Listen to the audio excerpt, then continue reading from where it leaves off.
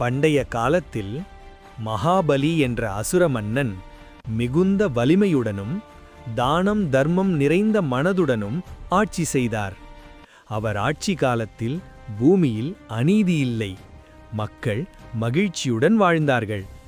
ஆனால் அவர் மனத்தில் மெதுவாக அகந்தை வளரத் தொடங்கியது. நானே உலகின் தலைவன் என்ற எண்ணம் அவருக்குள் வந்தது. மகாபலியின் வலிமையை பார்த்து தேவர்கள் அஞ்சினர். அவர்கள் திருமாலிடம் முறையிட்டார்கள். உலக சமநிலை குலைந்துவிட்டது, அகந்தையை அடக்குங்கள்.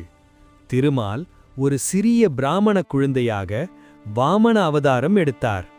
கையில் குடை, முகத்தில் அமைதி, கால்களில் செருப்பு இல்லாமல் வாமனர் தோன்றினார்.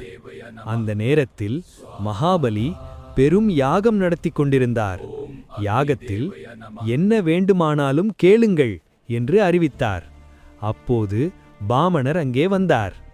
வாமனர் பணிவுடன் சொன்னார், மகாராஜா, எனக்கு 3 அடிகள் நிலம் மட்டும் கொடுங்கள். சிறிய குழந்தை என்பதால் மகாபலி சிரித்தார். இவ்வளவுதானா என்று தானம் கொடுக்க சம்மதித்தார். அந்த நொடியே வாமனர் திரிவிக்ரமராக மாபெரும் வடிவமெடுத்தார்.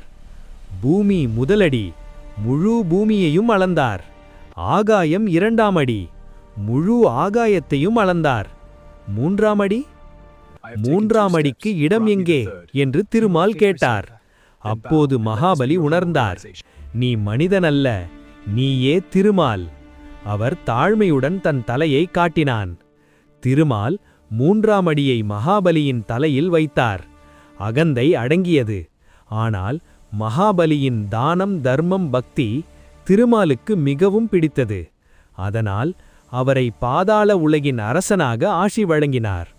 மகாபலி வருடத்திற்கு ஒருமுறை தன் மக்களை பார்க்க பூமிக்கு வர அனுமதி பெற்றார். அதுவே ஓணம் திருவிழா. நீதிக் கருத்து: தானமும் தர்மமும் அகந்தையுடன் வந்தால் அது நிலை நிற்காது. தாழ்மையே மிகப்பெரிய சக்தி.